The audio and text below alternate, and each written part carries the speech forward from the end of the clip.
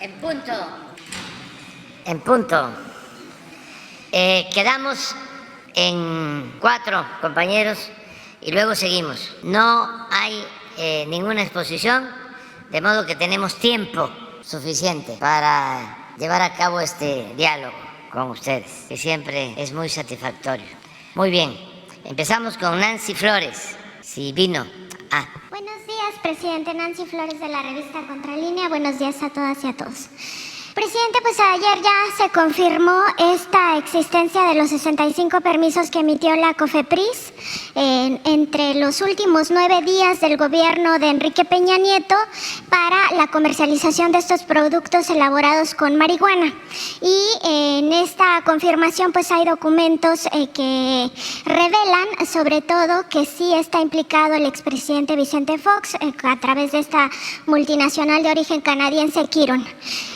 Preguntarle, presidente, porque llama mucho la atención que en este caso el expresidente Fox pues ha insistido de manera recurrente en entrar a este mundo de las drogas oficialmente, ¿no? Para beneficiarse económicamente de la adicción, sobre todo de las personas jóvenes a esta droga.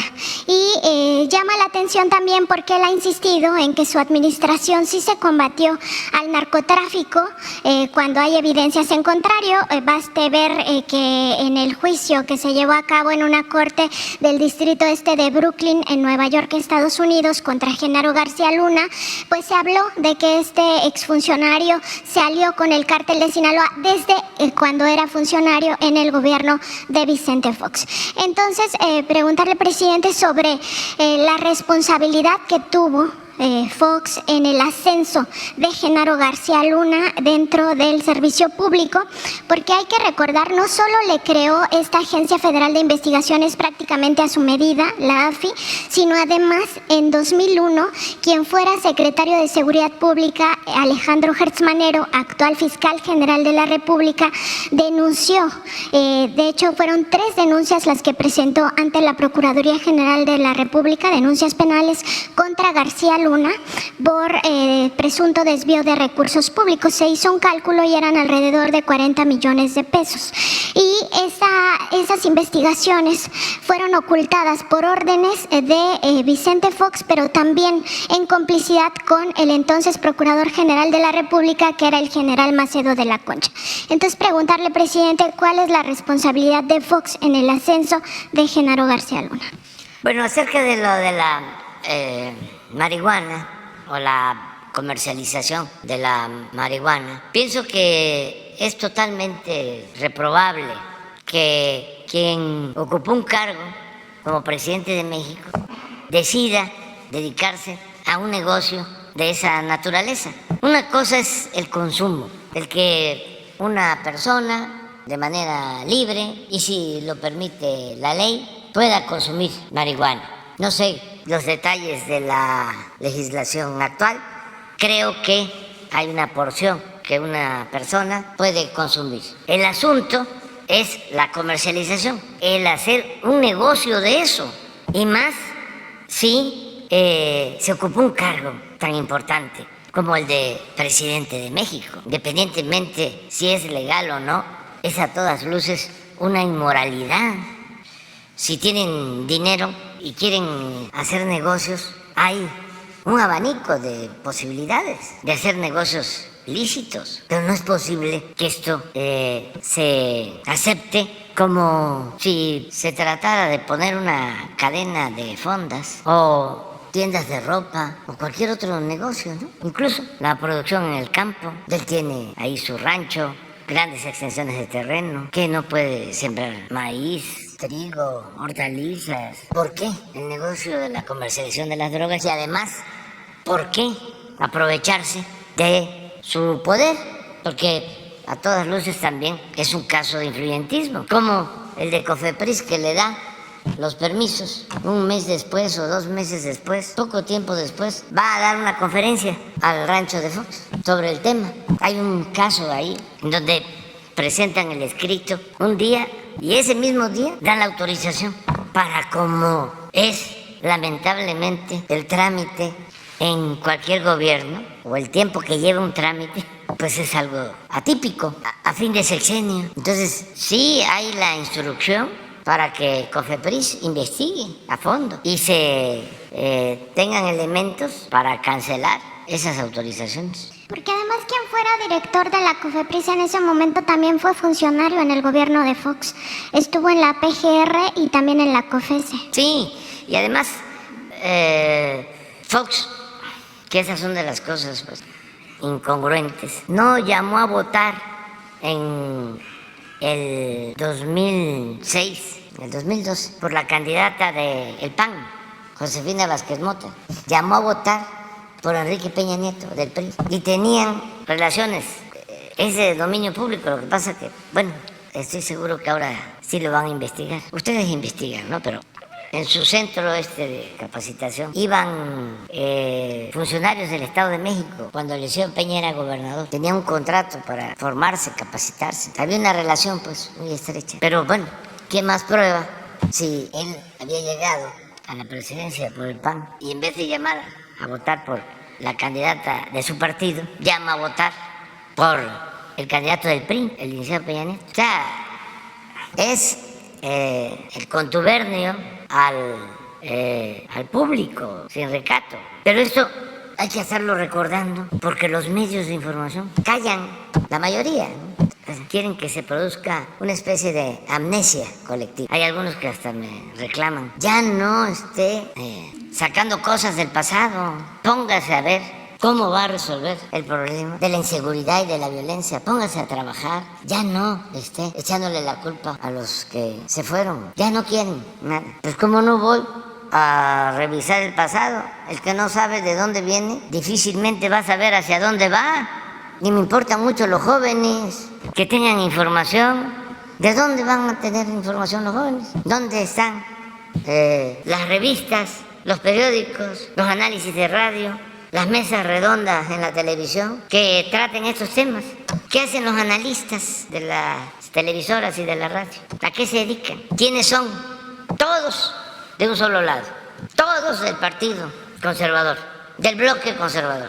No hay quien tenga una postura independiente. En el caso de las revistas en México, la de ustedes es la única, a lo mejor otras por ahí, pero solo Contralínea. Ya Proceso, ya lo perdimos, ya ni hablemos de otros, ¿no? Los periódicos, solo La Jornada, Reforma, imagínense, La Ultra, el conservadurismo más rancio que puede haber en el periodismo, Universal, Milenio, ahí está, lleno de comentaristas, todos del antiguo régimen, que Aguilar Camín, que Marín, Susana Oresti, etcétera, etcétera, etcétera, etcétera. Los nuevos periódicos, El Heraldo, El Financiero, Excelsior. Ya no hablemos de, no sé cómo se llama uno que viene desde la Crónica, que lo manejaba Iriar. La Razón, El Sol de México, Los Soles, que nada más alumbran cuando hay billullos de por medio. Bueno, entonces, eso es lo de Fox, pues. Es lamentable que esto pase. Pero hay muchos que siguen apoyando a Fox. No son capaces de rectificar. No quieren dar su brazo a torcer. Optan por la autocomplacencia. Les molesta que yo hable de esto. Bueno, les ofrezco disculpas, porque es mi trabajo. Informar y orientar y crear conciencia. Y hacer uso de mi derecho de réplica. El otro día, uno de las redes sociales, un joven de los muchos que ayudan, ¿no?, a crear conciencia y a que se haga realidad la revolución de las conciencias, al cambio de mentalidad de la gente. Puso en su Face la definición de réplica. ¿Por qué no la pones? Y a lo mejor lo encuentras a él para agradecerle, ¿no?, a él y a muchos que ayudan, porque ya querían censurarnos, que se terminara con las mañaneras. Los que supuestamente son demócratas y defensores de la libertad de expresión y de la libertad de prensa no están acostumbrados realmente al diálogo, a la diversidad. Sí, a ver si encuentras, porque ese es de acuerdo al diccionario, ¿no?, acción de replicar, el derecho de réplica, pero él amplía más la definición del término, del concepto. Es la respuesta o el derecho que se tiene a replicar. Si no, lo vemos. Yo quería ponerlo, no sé si le vaya a ayudar, pero para agradecerle, él, es Freddy. El derecho de réplica, también conocido como derecho de rectificación o respuesta, es un derecho individual que puede ejercer toda persona que se considere afectada en su derecho o reputación por informaciones difundidas que considere agraviantes. Como a mí todos los días me agravian, tengo derecho de réplica, ¿no? Hasta me quedan a deber, tengo un déficit, ya voy a ir poco a poco reponiéndome, porque no alcanzo a replicar todo. Y es un bombardeo. No les gusta que yo les diga, porque es cierto, que desde la época de Francisco I. Madero nunca se había atacado tanto a un presidente. Y todavía se atreven a decir de que es un gobierno autoritario. Nunca se había atacado tanto a un presidente. Siempre era: sí, señor, lo que usted diga, señor. ¿Qué horas son? Las que usted quiera que sean, señor. El finado Azcárraga decía que eran intocables la Virgen de Guadalupe, el presidente y el ejército. Qué bueno que no se toque a la Virgen, que se respete. Pero lo del presidente, hasta ahora. Por eso no me molesta, porque ojalá ya se quede para siempre. Que se acabe aquello de que no se puede tocar al intocable. Y que todos podamos, ¿no?, ejercer nuestras libertades. Con respeto nada más. ¿Qué era lo otro que preguntabas? Pues justo la responsabilidad de Vicente Fox en el ascenso de Genaro García Luna, porque él dice que no había pruebas, pero sí había. De hecho, él enterró estos expedientes de investigación en la PGR. Lo que no sé exactamente, pero es cuestión de que ustedes lo investiguen, o a lo mejor ya ustedes lo hicieron, si él estaba participando en el CISEN, porque la denuncia que hace Hertz, recuerdo, fue por la compra de unos aviones. Y fue también porque hubo pago a testigos, supuestamente pago a testigos protegidos, pero cuando se le pidió que comprobara esos pagos, él no pudo acreditar. De hecho, ni siquiera tenían los nombres de cuáles eran esos testigos. Entonces, por eso se considera un desvío. Sí, no tengo yo la información. Recuerdo que la denuncia era por la compra de aviones de la Policía Federal y tenían que ver más, no sé si era el CISEN o también el AFI o la Policía Federal, pero sí, de ahí vienen todos ellos. Pasaban por el CISEN y iban escalando, y sí, hay que tener muy claro cuál fue la carrera de García Luna, pero de que estuvo en el AFI, eso sí, ¿no? Y que ya desde entonces tenía poder. Yo les comentaba a ustedes de que cuando me desaforaron hace 18 años, me tocó ir a una oficina de la Procuraduría. Era Macedo de la Concha, el procurador, y fui a declarar. Y ya sabía, ¿no?, lo que querían, la foto, declarando. Pero además me escoltaron con armas largas, siendo jefe de gobierno, pero lo que querían era la foto. Seguramente salió en el Reforma, en todos los periódicos. Y el del AFI, que era García Luna, y estaban pues metidos en la politiquería, serviciales, afanositos con los potentados, ¿no? Y así abriéndose camino y escalando hasta llegar a ser el hombre fuerte de Felipe Calderón, de la Policía Federal Preventiva. ¿Quién? Coordinador de inteligencia, sí. Y estaba ahí el finado Wilfredo Robledo. Sí, esa es. Y 40 millones de pagos de información. Sí, eso. Pero se protegían unos con otros, como son las asociaciones delictuosas. Son redes de complicidades, de componendas. Y eso era el gobierno, una red de complicidades, de componendas. Y no solo el gobierno. Ahí incluían a los medios de información, a organizaciones llamadas de la sociedad civil, a la intelectualidad, a los de la academia, todo un agrupamiento de poder, que son los que ahora, cuando menos, viven en el desconcierto. No saben qué está pasando. ¿Cómo cambió tanto? Si esto no era así. Han llegado a decir: se está destruyendo México, cuando el país, a pesar de la pandemia, a pesar de la inflación que se originó por la guerra de Ucrania y Rusia, está saliendo adelante y la gente del pueblo está contenta. Acaba de haber una encuesta donde el pueblo de México es de los pueblos más felices del mundo, pero los articulistas expertos, los de la cúpula, los del Círculo Rojo, los que hacían la política, porque el pueblo no contaba, esos pues están confundidos y ofuscados Por eso imagínense, Denise Dresser, del Colegio de México, debe tener doctorado, debe ser maestra de tiempo completo de ciencia política del ITAM. Oh, el ITAM. Y se atreve a decir de que se debe de cancelar la mañanera. Pues sí está confundida, o sea, ofuscada. No el otro señor Sheridan, que dice que el mexicano es de lo peor. O el que estaba en el INE, que habla de que el pueblo no existe. Ciro Murayama. Algo así dijo, ¿no? El pueblo no existe. O el que estaba de presidente del INE. Lorenzo Córdoba. Que sí, se burlaba de unos indígenas. O de Aguilar Camín. Estamos hablando de pura eminencia, que me insulta si están confundidos. Pero bueno, ojalá y se vayan serenando y vayan entendiendo que ya son otros tiempos. Y que cuando dicen, ¿y cuáles cambios han habido? A ver, pues ese es un cambio. ¿Pues por qué hablan de transformación? Porque se está llevando a cabo un cambio. Tan es así que tú estás en contra. Si no hubiese cambio, no estarías en contra, porque tú estabas conforme con el antiguo régimen. Pero bueno, es una investigación y sí tienes la razón, de ahí vienen todos. Por ahí pasaron el CISEN, desde Salinas, ahí se fueron formando. O deformando. Más bien. Presidente, en otro tema, preguntarle sobre esta cruzada. Sabemos que desde instituciones estratégicas como el Servicio de Administración Tributaria y la Unidad de Inteligencia Financiera, pues se ha hecho una cruzada contra las EFOS, estas empresas factureras de operaciones simuladas, pero pues para que quede más claro, son empresas fachada o empresas fantasma que no existen. Y hay pues todavía algunos gobiernos estatales, municipales que están contratando a estas empresas EFOS. Preguntarle cómo va ese tema, sobre todo porque, bueno, sabemos que en el caso de Silvano Aureoles, que ya no está en el gobierno, pero que se le siguen las investigaciones por haber incurrido en estas prácticas, y por supuesto que es una práctica que viene desde el sexenio de Felipe Calderón. Sobre todo ahí es cuando empiezan a, pues estas factureras a tener mayor presencia en las contrataciones de gobierno. Contrataciones simuladas, la mayoría de ellas.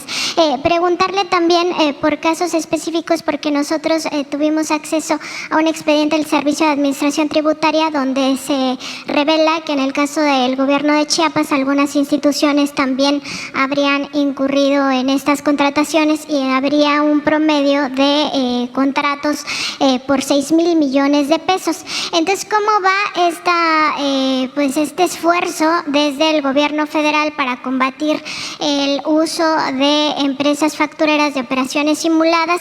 Si ya se tiene algún avance más actual, o si pudiera venir el actual titular del SAT, Antonio Martínez, para pues explicar cómo va este tema y que no se sigan desviando recursos públicos. Pues sí, sería importante hacer una revisión, porque eso hizo mucho daño, todo lo de las facturas falsas, que sí se extendió como práctica desde Calderón, pero fue muy socorrido en la época de Peña. Todo lo de las factureras, entregaban facturas de empresas que no existían, de papel. Ponían domicilios en unidades habitacionales, colonias populares. La gente que vivía ahí ni siquiera sabía de que habían puesto ese domicilio como la sede de una empresa. Y despachos para cometer fraudes fiscales. Si alguien tenía que pagar 1 millón de pesos de impuestos, le decías, me vas a dar 100,000 y yo me hago cargo de lo demás. Y tenían toda una ingeniería para evadir el pago de los impuestos. Y muchas influencias. Y hay denuncias presentadas. No se avanza mucho por lo mismo. Es que el Poder Judicial no está comprometido con la justicia y con el combate a la corrupción. El Poder Judicial debe reformarse. Jueces, magistrados, ministros. No generalizo, debe de haber jueces rectos y magistrados, ministros. Pero por lo general todo es dinero, influyentismo, otorgan amparos a delincuentes. No voy a usar el presunto, pero a delincuentes de cuello blanco. Y sí hace falta que se haga una revisión. Le voy a pedir al procurador fiscal y también a Pablo Gómez de Inteligencia Financiera y al director del SAT que vengan y que traten ese tema. ¿Y cuántas denuncias hay en la Fiscalía? ¿Y cómo han ido avanzando? ¿O cuáles son los obstáculos que se tienen? Gracias, presidente. Vamos a quedar en eso. Gracias. Sigue Shaila. Gracias, presidente. Buenos días, Shaila Rosagel, corresponsal de Grupo Gil y El Imparcial de Sonora, La Crónica de Mexicali y Frontera de Tijuana. Presidente, sobre la iniciativa a la ley minera, usted comentaba ayer que no iba a haber afectaciones a las mineras. Pero bueno, el Consejo Coordinador Empresarial y la CONCAMIN han señalado que el Congreso de la Unión debe abrir un debate sobre este tema. Preguntarle si hubo un diálogo con las mineras antes de este proyecto, de esta reforma, o si se va a abrir un diálogo. Y bueno, sobre esto que han estado señalando los especialistas, de que podría haber alguna afectación a las inversiones mineras, para que usted precise si esto puede ser real o no. Y en el caso de estados mineros como Sonora, si esto podría tener alguna afectación. No afecta, ya ayer lo mencioné, es cuidar el agua y evitar el derroche de entrega de concesiones a empresas mineras, también fantasmas muchas, y el acaparamiento de grandes extensiones de propiedad del subsuelo para la explotación minera, porque hubo un exceso, ya lo hablaba yo ayer. Ni con Porfirio Díaz se enajenó tanto suelo patrio como en el periodo neoliberal por las concesiones mineras. Increíble lo que entregaron. Empezó Salinas, bueno, estamos hablando de Sonora. ¿Quién entregó la mina de Cananea? Salinas, al Grupo México. Era una minera pública. Se hizo un avalúo en aquel entonces, se pagó muy poco. Pero no solo entregaron las minas, Salinas entregó territorio minero, una buena cantidad de terrenos para la explotación minera a 3 grandes corporaciones. Por si fuese poco, reformó la ley minera y quitó los impuestos para la extracción de minerales. No pagaban nada. Y luego Cedillo le siguió, y luego Fox, y luego Calderón, y luego Eliseo Peña. Y llegaron, ayer lo decía yo, a entregar el 60% del territorio nacional. 120 millones de hectáreas. Es hasta hace 6 años que se llevó a cabo una reforma para que volvieran a pagar impuestos por la extracción de minerales. Y eso que pagaban, querían manejarlo ellos mismos, que tampoco era mucho. No es lo que pagan los mineros en Canadá. No le pagan a los trabajadores mineros lo que pagan a los trabajadores mineros de Canadá. No cuidan el medio ambiente como se cuida el medio ambiente en Canadá, que es lo que hemos estado planteando. Y han ido entendiendo poco a poco las mineras. Pero hay quienes no, hay quienes quieren extraer más agua, hay quienes no quieren cuidar el que no haya derrames, como el que sucedió en Cananea, que afectó el río Sonora. Porque antes los mineros, me refiero a los machuchones, eran los que nombraban al secretario o al subsecretario de la Secretaría del Trabajo. Ellos eran los que mandaban. Esta industria de la minería, esa cámara, pues tenía mucho poder. Hay veces que tengo que estar recordando que el cambio significó lo que me planteó allá en Baja California un migrante en San Quintín, cuando yo estaba en campaña, que me dijo, un maestro migrante, originario de una comunidad de Puebla, ojalá y viva todavía, un hombre sabio, me dice, terminé un acto y me buscó hasta que se me acercó. Me dice, mire, así como el presidente Juárez separó el clero del gobierno, de lo público, porque a Dios lo que es de Dios y al César lo que es del César, así lo que se necesita ahora es separar el poder económico del poder político, que no sean lo mismo. O sea, en esencia es que no haya una oligarquía, que no sean las minorías las que gobiernen. Y me dijo que se tenga un gobierno para todos, para ricos y pobres. Y eso es lo que estamos haciendo. Y eso le conviene a los de la élite. Lo que pasa es que a veces se obnubilan, no entran en razón. Pero ¿cómo les puedo demostrar que les ayuda una política como la que estamos aplicando? De manera muy sencilla, han seguido haciendo negocios y han obtenido utilidades. Y en algunos casos, como nunca, no han sido afectados. Porque el planteamiento nuestro es arriba los de abajo, no abajo los de arriba. Sí, abajo los privilegios, que se acabe la corrupción. Esa es la fórmula. Entonces, no pasa nada, no hay ninguna reforma expropiatoria, se conservan las concesiones. Ya dije algo que no tiene nada que ver con esta reforma, pero en el supuesto de que canceláramos la mitad de las concesiones, les quedarían 60 millones de hectáreas para explorar y explotar minerales que les permitirían trabajar minas más de 1000 años, porque el exceso, el derroche de concesiones mineras, como el derroche de baldíos en la época de Porfirio Díaz, se daba para la especulación financiera. Obtenían la concesión y ni siquiera exploraban nada, ni invertían nada, sino que con esa concesión iban a bolsas de valores y vendían acciones, o esa concesión la comercializaban. Un poco lo que sucedió con la reforma energética. Si ustedes hacen la revisión, entregaron 110 contratos para explotar el 20% de todo el petróleo que hay en el territorio nacional. 20%, porque no les dio tiempo de quedarse con todo. Llegamos y separaron las famosas rondas o entrega de contratos. Pero con esos 110 contratos tienen el 20% de todo el petróleo de México. Bueno, hagan la revisión de los que recibieron originalmente los 110 contratos. Primero, hay como 3 que están operando. Hablaron de que iban a extraer hasta 3 millones de barriles diarios de petróleo. Están extrayendo como 40, 50 mil barriles diarios. Nada. Pero hagan la revisión de quiénes recibieron, qué empresas fueron las que originalmente recibieron las concesiones y cuáles son las empresas que tienen ahora las concesiones. Y se van a dar cuenta que ya no son las que originalmente recibieron las concesiones, que nunca invirtieron nada, recibieron la concesión y luego la vendieron. Y aquí sí no hay diferencias ideológicas, porque empresas estadounidenses le vendieron sus acciones a empresas rusas y empresas inglesas vendieron sus concesiones a empresas chinas. Ahí no hay diferencia.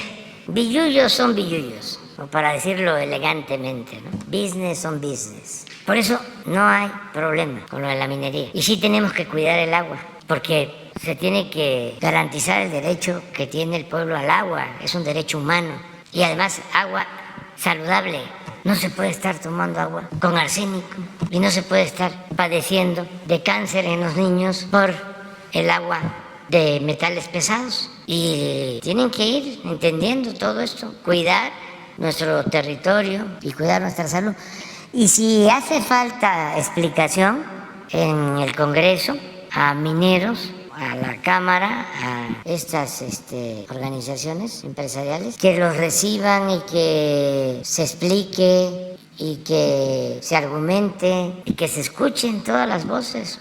Ahorita hablaba de algo importante, presidente, cuando recordó usted precisamente el derrame que ocurrió allá en el río Sonora, pues que contaminó pues el río por lo de la mina. ¿Qué viene en la reforma específicamente en materia de derrames, para evitar los derrames o pues en materia de política ya para las sanciones y todo esto? Pues lo que ya está en las leyes, eso no tiene que ver propiamente con esta reforma. Es cuidar el medio ambiente, que no haya derrames y cuidar el agua, básico. Y sí se está viendo lo del río Sonora de manera integral. Se están haciendo estudios. Un día vamos a presentar aquí el avance que se tiene en todo lo relacionado con ese daño que se causó. Muy bien, gracias, presidente. En una segunda pregunta, fíjese que ya en Sonora pacientes psiquiátricos y también los psiquiatras pues han denunciado que hay un desabasto de medicamentos psiquiátricos en el sector privado, es decir, en las farmacias, que tiene como unos 6 meses que no encuentran sus medicamentos. Entonces, preguntarle si usted conoce algo sobre esto. Son medicamentos para padecimientos como la depresión, la esquizofrenia, y que si puede haber una solución de parte pues también del gobierno, porque porque tiene que ver con el sector privado, las farmacias. Entonces, preguntarle esto, presidente. Sí, nosotros estamos procurando que no falte el abasto en general. Y Sonora es uno de los estados que ya está en el plan del IMSS Bienestar, pero que todavía no tenemos abasto al 100%. O sea, ya hay otros estados en donde ya estamos en un 95% de abasto de recetas surtidas, y Sonora teníamos dos problemas ahí. La falta de especialistas, de médicos especialistas, que ya se avanzó, pero que todavía faltan, y abasto de medicamentos. Y vamos a tomar en cuenta lo que nos estás planteando. ¿No tienes las láminas del martes de estados? Sí, nada más, pero para ir viendo otros. O sea, las recorremos. O sea, empezamos con Nayarit, que fue el primer estado. Mira, esto nos da la idea de... Ya Nayarit tiene 99% de abasto. Cuando empezó el programa traía 35 y ahora trae 99. Síguele, Tlaxcala 96, de 50 a 96. Abasto de medicamentos. Colima 94, de 45. Baja California Sur 99. Adelante, aquí está. Ah, no, ya, me equivoqué. 98, el caso de Sonora. Claro, es público. Es el IMSS Bienestar. Sin embargo, vamos a ver qué está pasando. Sí, lo que las pacientes allá en Sonora comentan es esto, que es en el sector privado donde está el problema, Sí. Las farmacias que no encuentran los medicamentos. Sí. Hay que ver con Cofepris, lo vamos a ver. No tenía yo información específica sobre esto, ¿no? Yo estaba con la idea de que nos faltaban medicamentos en Sonora.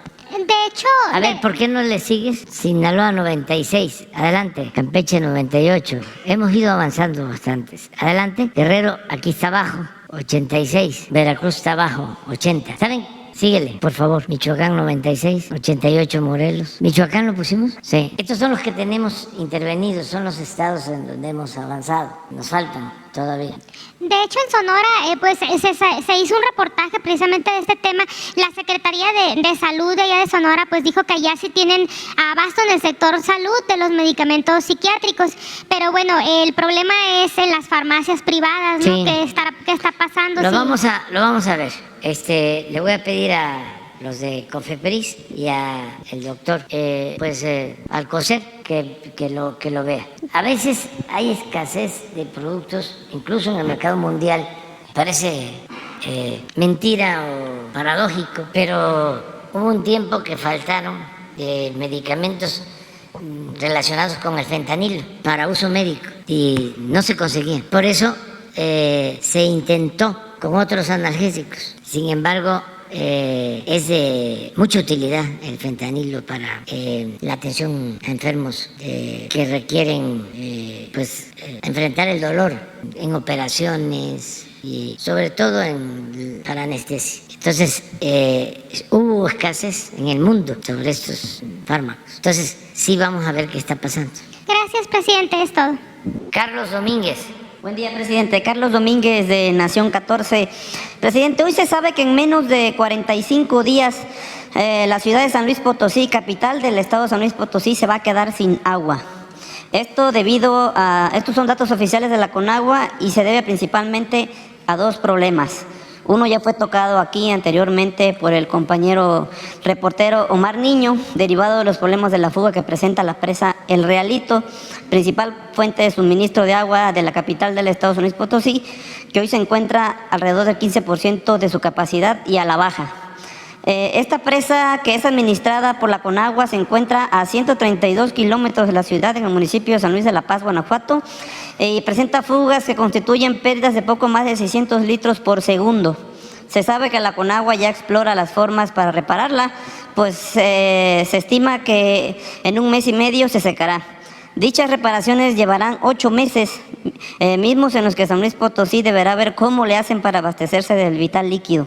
El otro problema es el ducto que conecta esta presa, El Realito, construida hace 10 años y concesionada a una empresa española de nombre Aqualia.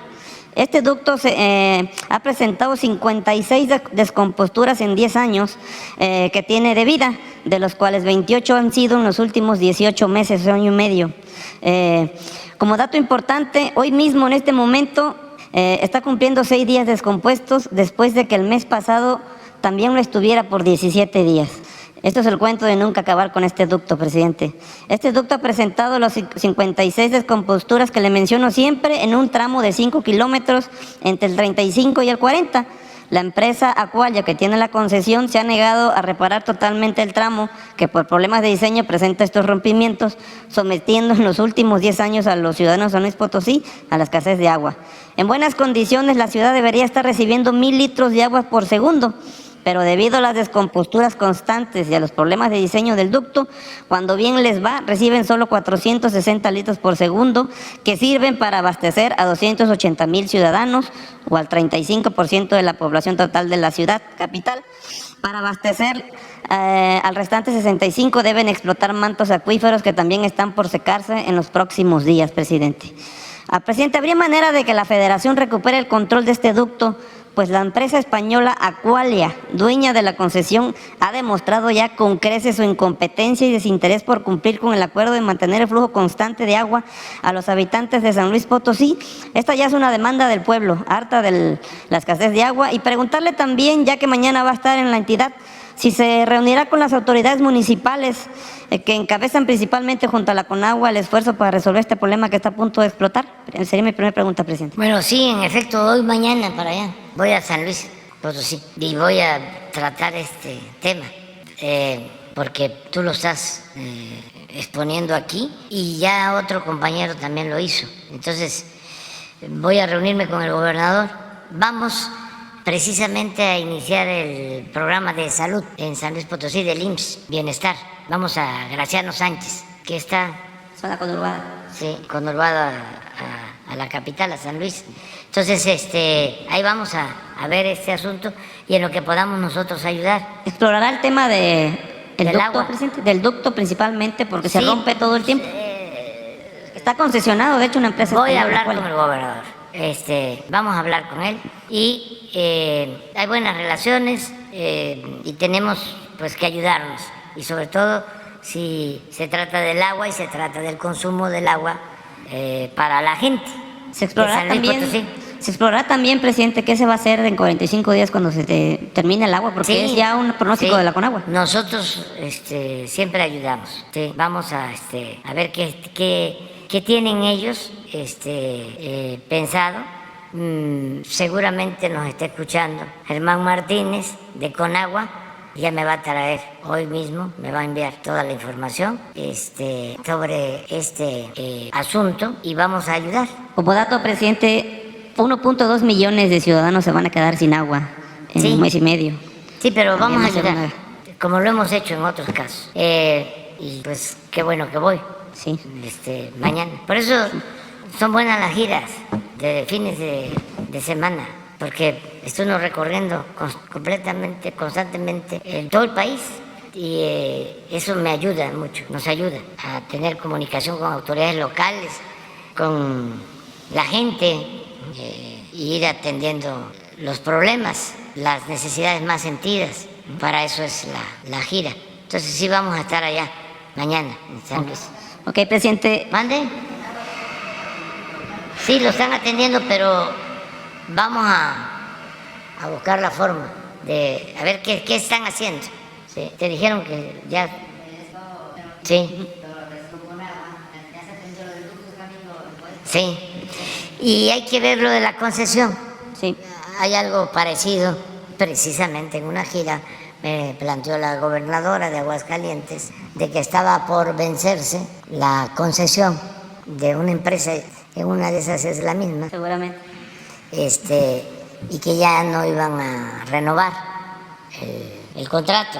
Yo no sé en qué quedaron en definitiva, pero bueno, es lo mismo, son concesiones que se entregaron cuando estaba en su apogeo. Esta es de hace 10 años, presidente. Sí. Y mal hecho el ducto porque se rompe. El neoliberalismo, no. Pues imagínense que llegaron a concesionar las cárceles, todo, lo privatizaban. Las carreteras no solo tenían que ser de peaje, construían muchas autopistas, pero todas de paga.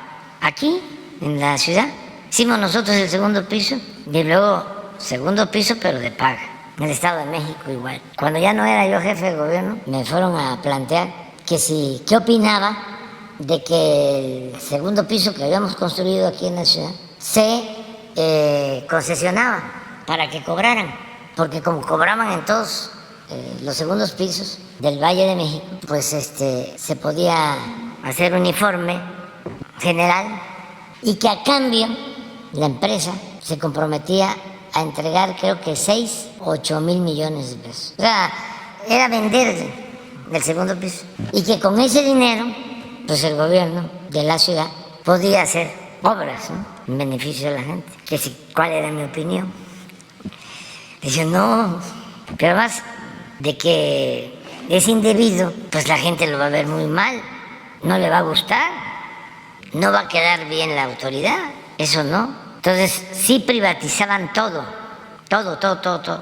Entonces, hay que revisar todos los contratos de agua y desde luego también respetar si existe un contrato. En este caso de Aguascalientes es porque está... Es San Luis Potosí, presidente. Sí, pero en el caso de Aguascalientes es que se venció el plazo y es la oportunidad para ya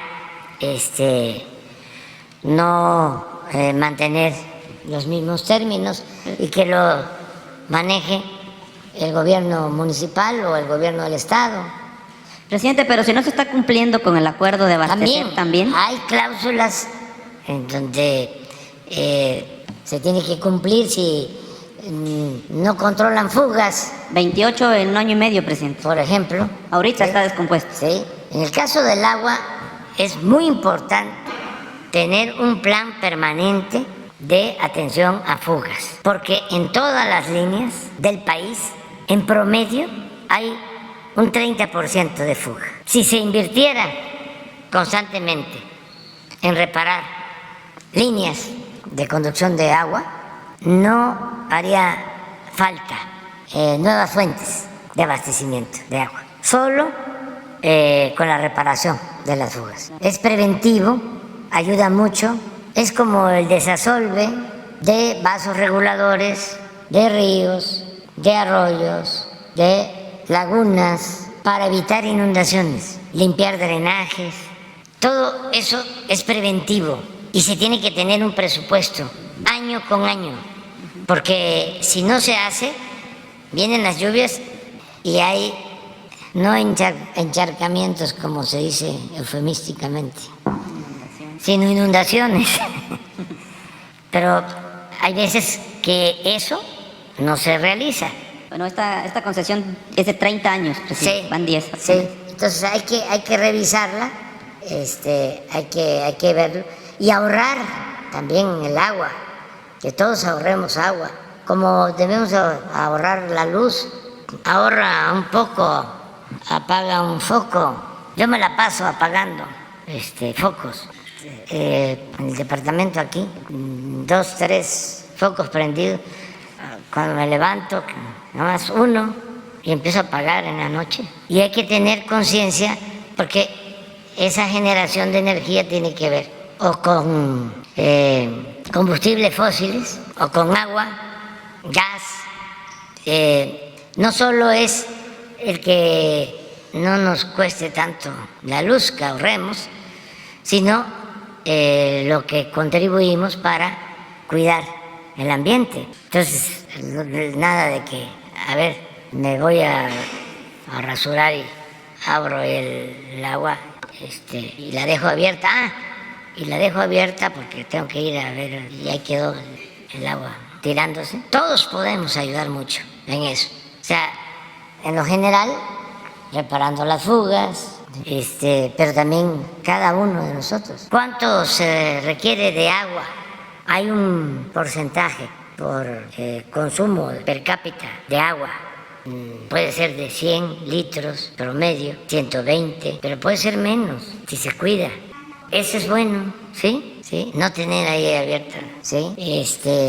Todo el tiempo la regadera o quienes no tienen regadera, la cubeta, ¿sí? Cuidar eso.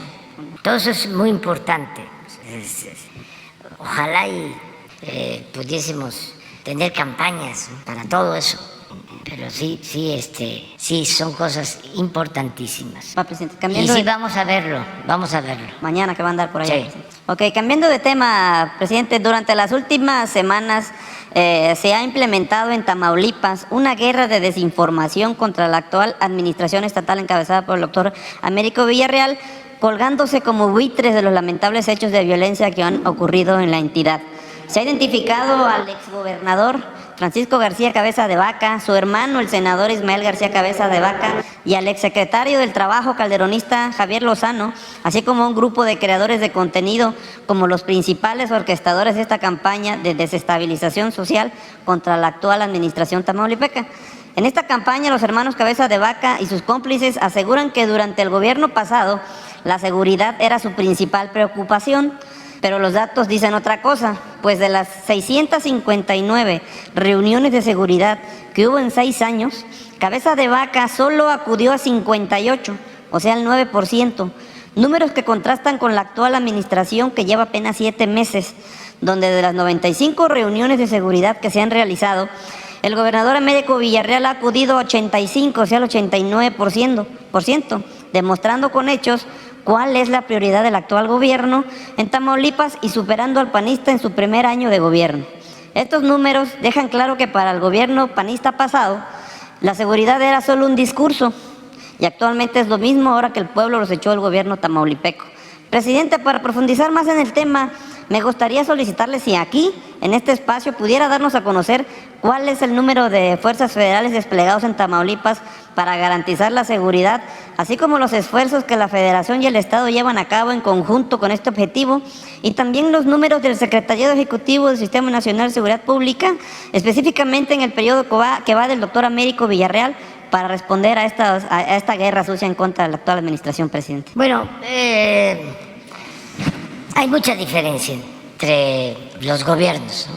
Diría que los tamaulipecos, mujeres, hombres, tuvieron la decisión, el arrojo de llevar a cabo un cambio muy importante en Tamaulipas. Para mí son un ejemplo los tamaulipecos en lo político electoral. En los últimos tiempos lo que hicieron fue una hazaña, porque decidieron llevar a cabo un cambio que hacía falta en Tamaulipas. Era urgente el cambio, porque se parecía de una descomposición social, económica, política, extrema. Era más que una crisis, una decadencia. Y aún cuando la elección estuvo caracterizada por la amenaza, por la compra del voto, por el miedo, la gente salió a votar. Creo que hubieron el mismo día 6 elecciones o 8 en otros estados, también de gobernador, 6. Y fue en Tamaulipas donde participó más gente, de los 6 estados, en un ambiente que crearon de miedo, de terror, para que no saliera la gente a votar. Además, con compra de voto, porque querían mantener el mismo autoritarismo, la misma corrupción. Y la gente estuvo a la altura de las circunstancias. Salió a votar, hizo colas, esperó y se logró un cambio. Porque es un cambio el tener un gobernador como Américo Villarreal. Un hombre recto, decente, un hombre bueno, honesto. Entonces, no hay nada de qué preocuparnos acerca de estas campañas de desprestigio, porque la gente de Tamaulipas está muy consciente, ya lo demostró, no van a lograr nada. Además, el doctor Américo tiene todo nuestro apoyo y estamos ayudándolo y lo vamos a seguir apoyando. ¿Cuántos elementos federales hay desplegados en Tamaulipas? Muchos, por ejemplo, en Nuevo Laredo, que es donde tenemos más problemas de violencia. Recientemente, porque alguna banda ahí manejaba el contrabando de combustibles y estaban amenazando a las gasolineras porque querían crear un conflicto de desabasto la semana pasada y enviamos elementos para reforzar. Me informó el director de Pemex y intervino la Secretaría de la Defensa para garantizar el abasto en las gasolinerías de Nuevo Laredo. Esto también en coordinación con el gobierno del estado. Pero podemos dar a conocer los datos, lo que tú estás planteando. Esto es, mire, del Ejército y la Fuerza Armada, operativos, pero sí es Tamaulipas, ¿no? Sí, 4.492 elementos. Marina, 2.800. Guardia Nacional, 2.862. En total, fuerzas federales en Tamaulipas, 10.154 operativos. Reales son los complementarios, en total 11.571 elementos. La Policía Estatal, no, sí, es lo de abajo. Miren, es increíble de cómo está. La policía son 2.599 operativos para 10.000 federales. Aquí aprovecho para volver a hacer un llamado a los ministros de la Corte, porque esto es importantísimo para todos los estados, la Guardia Nacional. Si ponemos Guanajuato aquí o Jalisco en Guardia Nacional, son muchos elementos que no se tenían antes y que están actuando de manera disciplinada, que ya tienen cuarteles. En el caso de Tamaulipas, yo recuerdo que a la entrada de Matamoros, en los hoteles de la entrada, ahí estaba la Policía Federal. Ahora no. Entonces, si no depende la Guardia de la Defensa, se va a relajar la disciplina y vamos a regresar de nuevo al modelo García Luna de la Policía Federal. Ojalá y los ministros, porque van a resolver sobre eso, lo tomen en cuenta. Bueno, esto es así. Y en el caso de Nuevo Laredo, anuncio de que ahí ya se iniciaron obras para hacer la aduana nacional, la sede de la aduana va a estar en Nuevo Laredo. Y al mismo tiempo va a reforzarse Nuevo Laredo con un nuevo batallón de la Secretaría de la Defensa en Nuevo Laredo. ¿Cuándo se inaugurarán, presidente? Antes de que yo termine el gobierno. O sea, yo termino en septiembre del año próximo. Antes voy a inaugurar todas las instalaciones de la nueva aduana. Ya está el presupuesto. A ver si nos pueden mandar el presupuesto para la aduana de Laredo con la inversión de la Secretaría de la Defensa, porque es conjunto. El jefe de Estado Mayor te puede enviar la información o el subsecretario de la Defensa, porque el secretario está ahora en Washington. Pero esto es, a ver si no tienen lo de homicidios, el comportamiento. Sí, Tamaulipas. Sí. ¿Cuándo vuelve a ir a Tamaulipas, presidente? Aprovechando. Voy a estar ya pronto. Tengo que ir. Voy a hacer una gira por toda la frontera, desde Matamoros precisamente a Nuevo Laredo, toda la frontera. ¿Cuándo? ¿Más o menos cuándo? Ya, nada más me falta. Voy ahora a Zacatecas, voy a San Luis ¿De Guanajuato? y Oaxaca. Sí, y luego toca Tren Maya, pero luego es muy probable que vaya a Tamaulipas. Sí, muy probable. Este es el último. ¿Dónde está? ¿Es por población? En general. Sí, este es el último. Sí. Está pues menos de la mitad de la tabla. O sea, está con menos homicidios en comparación con otros estados. Aquí volvemos a una reflexión que es importante. Miren, Tamaulipas y Sinaloa en homicidios. Guanajuato. ¿Qué pasa? ¿Por qué ese comportamiento? ¿A qué se atribuye? Al consumo, al narcomenudeo. Estos homicidios, la mayoría se produce por enfrentamiento entre bandas que se pelean por el mercado de la droga. Por eso es importantísimo enfrentar las causas y evitar el consumo. Esto en pequeño, afortunadamente, es el problema que tienen en Estados Unidos, porque el asunto es el consumo y ya hemos visto cómo en el caso de Guanajuato hay crecimiento económico, hay empleo. Sí hay un asunto, que el empleo está muy mal pagado. Es de las maquilas donde pagan menos y eso lleva a jornadas de mucha fatiga, pocos ingresos y ya lamentablemente hay consumo en las fábricas, en las maquilas. Entonces los enfrentamientos, la violencia, los homicidios tienen que ver con las bandas que luchan por los consumidores. En cambio, Sinaloa, Tamaulipas, es narcotráfico. Pues no, toco madera, no está tan arraigado al consumo. Entonces tenemos que hacer todo lo que podamos, ya lo estamos haciendo, atender a los jóvenes, evitar la desintegración de las familias, para que no se incremente el consumo. Porque si se incrementa el consumo, se complica mucho. En Estados Unidos, de cada 3 personas que pierden la vida vinculados a violencia y a drogas, de cada 3, 2 son consumidores. Nosotros aquí no tenemos eso, afortunadamente. Sí hay zonas, y este es un caso, muy focalizados. Últimamente, por ejemplo, Obregón, en Sonora, Tijuana, Juárez, menos que lo que está pasando en Guanajuato. Pero esto, por ejemplo, no se tiene en Oaxaca, no se tiene en Chiapas, no se tiene en Yucatán, y miren, menos homicidios en donde no hay consumo, porque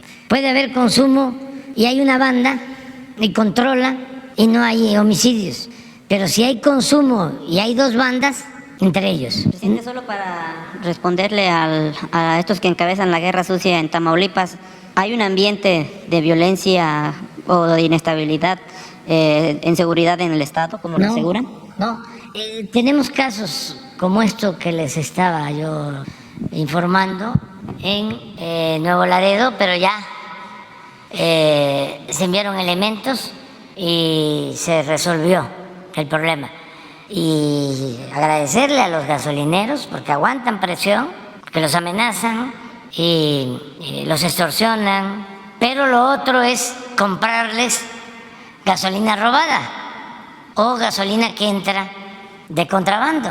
Entonces, nosotros los apoyamos y van a tener vigilancia y los vamos a cuidar, pero que no se dobleguen. Entonces, tu pregunta acerca de Tamaulipas, decirte, el doctor Américo es una muy buena persona, es un buen gobernante y eso pues es una garantía. Y además es un hombre honesto. Miren, ayer lo que dábamos a conocer, y hay que repetirlo y repetirlo y repetirlo y repetirlo, y nada de que ya se nos olvidó, que ya no hable de eso, vamos a olvidarnos, ya lo pasado, pasado, no me interesa, así dice la canción. No, lo de ayer, imagínate, pon la ficha de Estados Unidos, el gobierno de Estados Unidos, que nos va a devolver 5,000 millones de pesos de un secretario de finanzas. 5,000 millones. O sea, era una robadera tremenda. Por eso no alcanzaba el presupuesto, por eso crecieron tanto las deudas en los gobiernos estatales y mucho dinero de eso. Esto es lo que el Departamento de Justicia de Estados Unidos nos va a devolver, nos tiene que devolver. Ese es el compromiso. 4,813 millones de pesos, casi 5,000 millones de pesos. Y el señor era secretario de Finanzas de Coahuila y del Servicio Administrativo Tributario. Pero saben que en este tiempo de Coahuila, y esto también lo hacían otros gobiernos estatales, mandaban dinero a los estados donde iban a haber elecciones, financiaban a candidatos de sus partidos en otros estados. Yo les comentaba aquí que en una ocasión había una elección en Zacatecas y llegaron un equipo de Coahuila, de Zacatecas, como también llegaban del Estado de México a otros estados, y con dinero, maletas, para el día de la elección, para la compra del voto. Y en Zacatecas agarran a un grupo, los empiezan a perseguir y van y se encierran en una oficina, mapaches, sí, mapaches electorales, con dinero. Entonces empieza la negociación y empiezan los que estaban persiguiendo, los cazamapaches, empiezan a darse cuenta que salía humo de la oficina. Pues quemaron el dinero que llevaban, el efectivo, para que no quedara evidencias. Todo esto es para los jóvenes, que es una vergüenza pues decirlo, pero también ya de eso no se conoce nada, ya no se sabe nada. Es como si no hubiese existido. Tamaulipas ahora ya no va a tener eso con el doctor Américo. Y eso es muy importante. Gobiernos honestos, que no se roben el dinero del presupuesto, que no endeuden al Estado por corrupción. Ahora, en Coahuila, si van a Coahuila, no crean que tengo información reciente, pero no hace falta. Conozco muy bien ahí. Los de Coahuila me van a responder. Ahí nada más, todos los medios, todos, al servicio de un partido. Todos los medios. Bueno, para no ser tan extremo o radical. Casi todos escuchan la radio, ven la televisión de La Laguna, todo es oficialismo, como antes. Pero ¿cuánto dinero significa eso?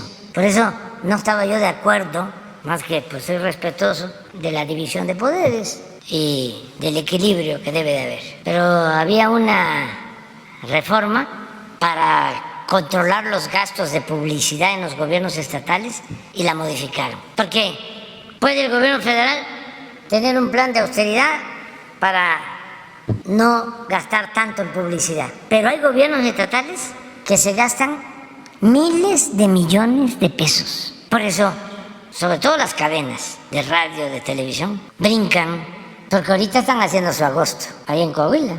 Ahí se los dejo de tarea, porque todavía nos falta avanzar. Presidente, ya. Coahuila está pensando que es un estado que puede sumamente saqueado. Sí, todavía vamos a hablar con la fiscalía. Ya hablé con el fiscal y le propuse que una parte se considerara para la campaña contra las drogas, para seguir informando a los jóvenes, orientando del daño que causan las drogas. Eso es importantísimo. Por lo que les comentaba, a nosotros nos ha salvado, como en muchos otros casos, nuestro pasado cultural. La cultura es la que nos ha salvado siempre. No es el gobierno, son nuestros valores culturales, por las raíces profundas de las culturas de México, de las grandes civilizaciones. Somos herederos de eso, de esa grandeza. Y eso fue lo que nos dejó una forma de convivencia, una idiosincrasia. Lo que hablábamos de la importancia de las familias, de la fraternidad familiar, de la fraternidad comunitaria, del amor al prójimo. Eso es lo que nos ha protegido, nos ha blindado. La mancha individualista que quisieron que se impusiera con la política neoliberal, sálvate tú y triunfa a toda costa, sin escrúpulos morales de ninguna índole, y piensa en ti más que en nada. Todo eso que tiene que ver con el egoísmo, la ambición a lo material, no penetró, no destruyó a nuestra sociedad. Presidente, ya para concluir mi participación. La riqueza mayor o la más importante riqueza de México es la honestidad de su pueblo. Eso no hay que olvidarlo. Muy contrario a lo que se piensa, que la corrupción se quedó arriba, abajo, precisamente por los valores. El pueblo es honesto, es bueno, es trabajador. Y eso es lo que nos salva en una pandemia de drogadicción como lo del fentanilo. ¿Quién nos salva? Pues eso, pues vayan a una comunidad indígena, a una zona indígena, vayan a los pueblos de Oaxaca, van a ver la vida sana, comunitaria, por las culturas. ¿Dónde hay más problemas? Donde ya no hay esa vida comunitaria, donde ya está roto el tejido social, donde hay más desintegración de las familias, donde desde luego hay más individualismo, donde ya lo que importa es el lujo barato, donde ya se perdieron valores. Entonces sí es muy importante el que sigamos fortaleciendo valores, y por eso una parte de lo que se consiguió, que va a llegar de Estados Unidos, y esto lo vamos ya a estar demandando constantemente a los que detengan allá con dinero, que se recupere todo, porque es dinero del pueblo. Como decía aquí el compañero, es dinero de la gente de Coahuila. Sí, presidente, ya Hay que buscar la devolución. para concluir, presidente, su opinión sobre la próxima entrega de la medalla Belisario Domínguez a la escritora Elena Poniatowska. Muy bien, no, Elenita es excepcional. ¿Va a ir a la entrega? ¿Será todo? No creo, porque ya no voy a esos actos, porque hay muchas agresiones. Están, hablábamos, ¿no?, muy enojados nuestros adversarios. Entonces, montan espectáculos, ¿no? Y tengo que cuidar la investidura presidencial, porque para tener fama pueden faltarme el respeto, humillarme, y pues tengo que cuidar la autoridad, porque eso les daría gusto, ¿no?, a los adversarios potentados, a los corruptos, a los que quieren vernos como colonia y no aceptan de que somos un país independiente y soberano. Entonces hay que cuidarse y hay que cuidar la investidura presidencial. Pero sí me da mucho gusto que se haya entregado la medalla Belisario Domínguez a Elenita, porque don Belisario, bueno, es el hombre de la dignidad, del valor civil, del que se atreve, cuando todo el mundo callaba, a hablar en contra de Victoriano Huerta, de los pocos que defiende a Madero después de su asesinato, y eso le cuesta a él la vida. Unos sicarios del huertismo lo asesinan, se habla de que le cortaron la lengua, lo martirizaron. Es un orgullo, don Belisario. Y entregarle la medalla de un hombre así a una mujer consecuente como Elenita Poniatowska, pues es todo un acontecimiento, ¿no? Porque se la han entregado a gentes que no la merecían, nada más que por la politiquería, ¿no? Pero Elena Poniatowska es la mejor escritora, pero además es una intelectual vinculada al pueblo, a las luchas sociales. Desde el movimiento del 68, a nosotros siempre nos acompañó, siempre en nuestra lucha por la democracia. Siempre estuvo. Ella, Carlos Monsiváis, Luis Javier Garrido. Estoy hablando de los que ya se fueron, se nos adelantaron. José María Pérez Gay, Hugo Gutiérrez Vega, Fernando del Paso, Pitol, Sergio, Arnaldo, Córdoba y muchos otros intelectuales de primera. Últimamente yo escribí algo de que quedaban dos intelectuales así, de mucho respeto. Fernando del Paso, un gran escritor que ya falleció, ese estuvo en actos defendiéndonos cuando el desafuero, en la plaza en Guadalajara, leyó un texto. Y cuando el fraude del 2006, aquí, en el Zócalo, estuvo también y habló Pitol, y habló Monsiváis, y Elenita siempre. Y es la que queda con vida, y ojalá y siga así, porque aún con su edad sigue siendo una mujer muy lúcida, muy inteligente, merecedora de ese premio y de otros más. Entonces sí me da mucho gusto, la verdad. Y invito a que la lean, porque yo creo que eso es lo que más satisfacción le debe de producir, que lean sus textos, que son un agasajo. Muy bien, ya nos vamos, ¿no? Ya, vamos para mañana. Nada más nos va a quedar Ernesto Ledesma.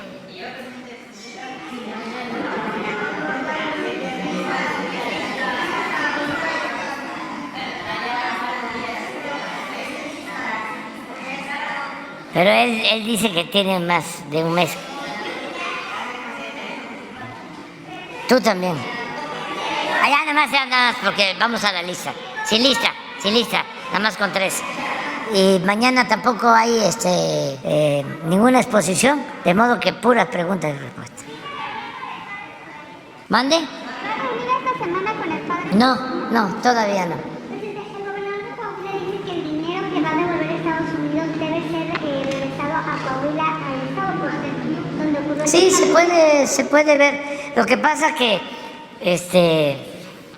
hay que cuidar también. Sí. Como decían allá en mi pueblo, exijo respeto. No, hay que cuidarlo. Hay que ver en qué se va a usar. Es que hay que falta todavía ver cómo va a ser el procedimiento. Están ahora en Washington, está el fiscal, está todo el gabinete de seguridad y nos van a traer noticias sobre el dinero, porque ya se comprometieron, está el escrito, pero falta que se concrete, que se convierta en realidad. Sí, y ver para qué, porque pues sería el colmo, ¿no? Que se lo volvieran a robar. Bueno, adiós.